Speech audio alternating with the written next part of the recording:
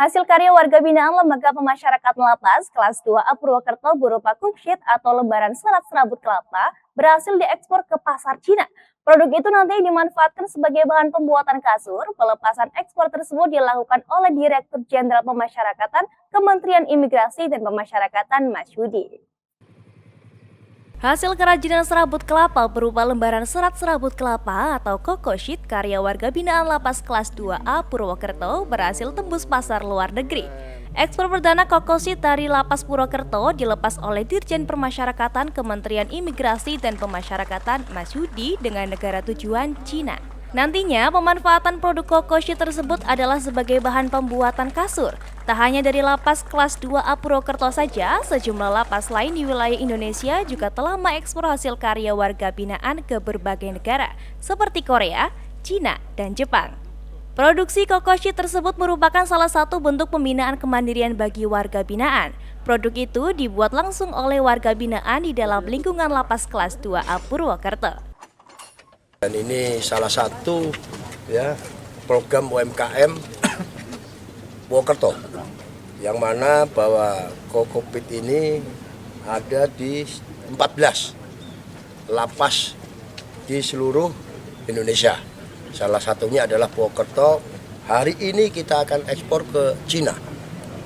Di Jawa Tengah juga ada, di Jawa Timur ada, di Lampung juga ada, di Bengkulu juga ada.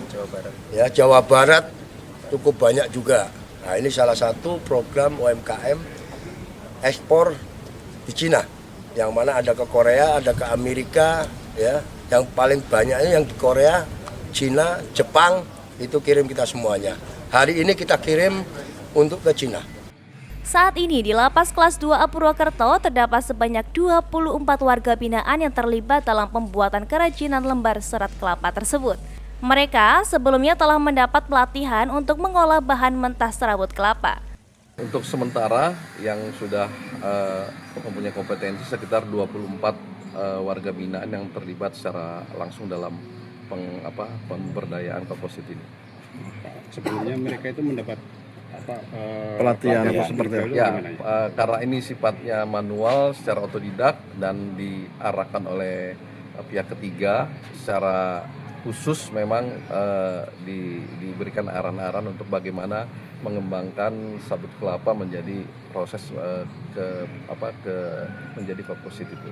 Sangat banyak, terutama bagaimana mereka memberdayakan waktu mereka secara efektif dan berkualitas.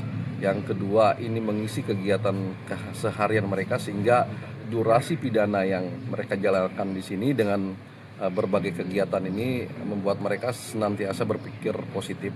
Yang ketiga, tentu mereka mendapatkan premi atau upah dari setiap produksi yang mereka kerjakan. Itu dalam bentuk tabungan berarti ya Pak? Ya, tabungan.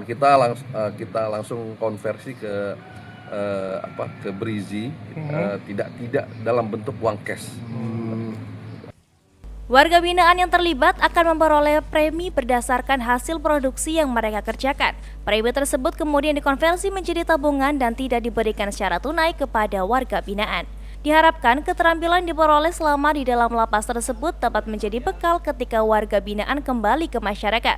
Bekal keterampilan itu kelak bisa dikembangkan menjadi usaha mandiri ataupun untuk mencari pekerjaan di bidang tersebut. Dari Banyumas, Aji Wibowo, Satelit TV mewartakan.